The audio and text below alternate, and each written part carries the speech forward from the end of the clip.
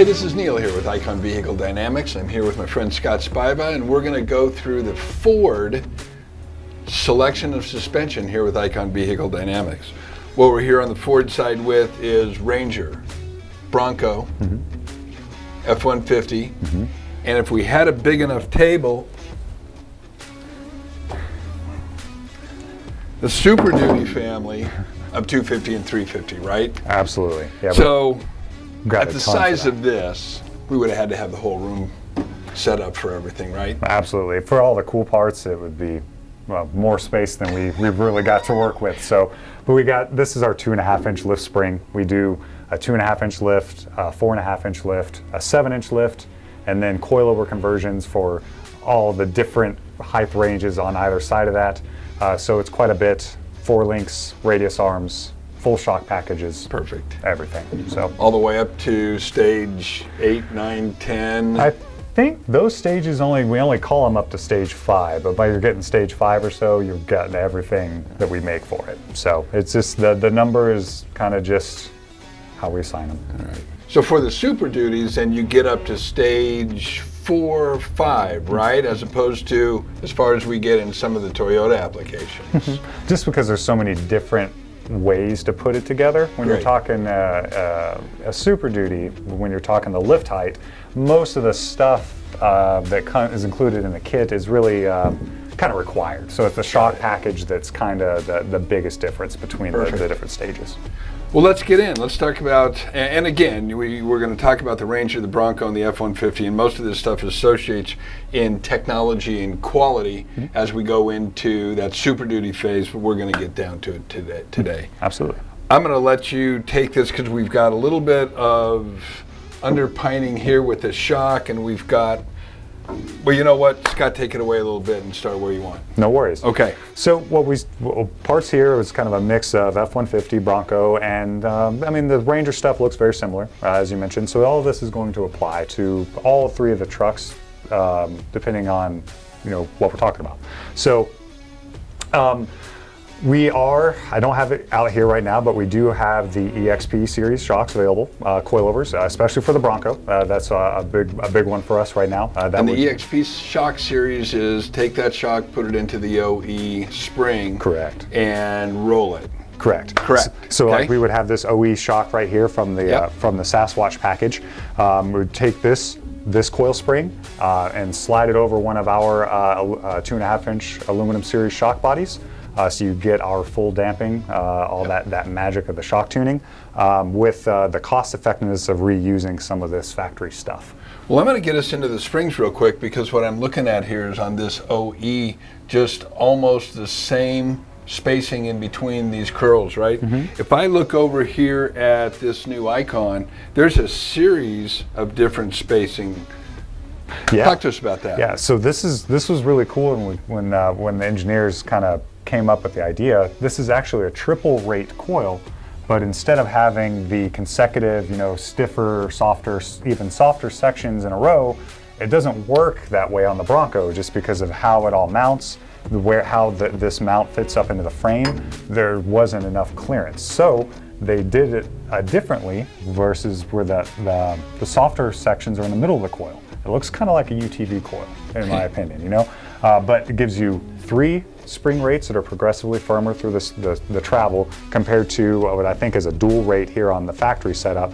And actually, it's not really that much of that softer rate's pretty small. So you're effectively running in the stiffer part of that coil all the time where you would not be with our setup here. And then it's also our normal threaded body, so you can adjust the ride height. This would be the rear coilover. Our front coilover uses a linear coil, so it doesn't have that ramp up, but is adjustable in the same manner from a ride height standpoint, up to about 3.5 inches or up to 4, I think, if you have a non-Sasquatch Bronco. Perfect. Keep us going. Let's walk into our billet and tube and walk us through, again, what the opportunities are to jump in on the Icon program here. Cool. So our family of control arms, the tubular and the billet, standard features for the most part across all of the platforms. The tube arms use a polyurethane bushing at the frame pivot versus the billet arms use a Heim joint that hard mount is preferable for performance reasons, but it does, or I should say, it doesn't have the vibration isolation aspect that the urethane has. So Okay. daily driven, more performance, that's kind of the split there. In addition, you get that on-vehicle adjustability that we've talked about in the other videos. Yep. Okay. So all of our arms are going to include our delta joint, but the Bronco is kind of special. So the Bronco, we had to design something different. This is the stock Bronco control arm, and you can't really see under this boot, but this is actually a pretty trick ball joint. Okay. So our normal delta joint and a traditional uniball, they actually don't cycle enough angle to actually meet or match the stock one. So we went through and redesigned our delta joint and came out with what we call the Delta Joint Pro. Same concept of what she's doing, just it's scaled up, larger ball, larger overall housing, and you can see here in this Bronco arm how much bigger it is than the traditional Delta right here. Oh, yeah. So much bigger ball. It's a full 90 degrees of articulation. Same serviceable nature when they're greasable, so there's no noise or anything like that. But this guy is now fully serviceable in that it's rebuildable. The Delta joint, normally after they wear out after several years, you press them out and you press in a whole new one. But now you can just take the thing apart on the truck and change your guts, everything right there while it's still technically pressed into the arm. Perfect. So How often are you servicing something like this? you should want to grease it every 5,000 miles. Yep. As far as this full-on service is really kind of dependent on usage. We warranty these guys for 5 years, so we don't expect you to have to do any of this technically within a 5-year period. Okay. If we do, we'll send you the parts and take care of that sort of thing. So, so the Delta Joint Pro utilizes a brass scraper instead of the polyurethane scraper that is used on the traditional Delta joint. So the brass will hold up much better under more debris and more Yep. wear and tear without needing to be replaced. And then if you do, you just replace that one single section of it. So in addition to everything we've got here, we've also got the same opportunity to put the IIC on there, the Icon Intelligent Control, into your shocks so that you can have that performance set up, well, pretty much along any of the vehicles that we're working with, right? So we've talked about Toyota, we've talked about Ford, we've talked about Jeeps.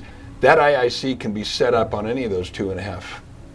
For the most part, yes. For any Right. of our currently supported applications, we've already gone through and done the programming Yeah. of the sensors and all the algorithms, so it's filtering the information appropriately for the vehicle, and it knows where it's mounted.